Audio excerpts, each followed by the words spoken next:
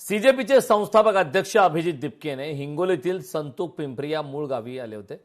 त्यांनी संतूक पिंपरी येथून शाळा ठीक करू या आंदोलनाची घोषणा केली. शाळेतील घाणीचे साम्राज्य, शाळेतील मोडलेल्या खिडक्या ही सर्व परिस्थिती पाहून खंत व्यक्त केली. शाळा ठीक करो या आंदोलनाची आज घोषणा करण्यात आलेली आहे.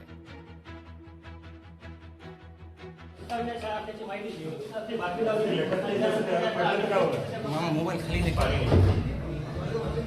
पाणी नाही.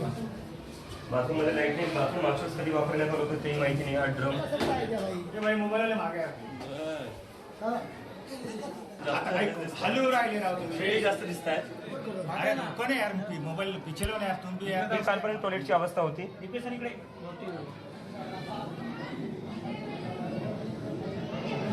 तुम्हाला काय काय कळत आता इथे?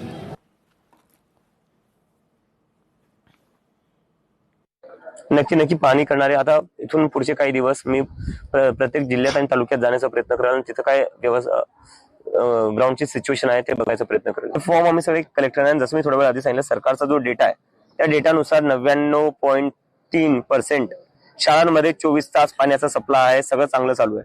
तर बघू ना. लोकशाही मराठी ऐका, पहा, जागरूक रहा.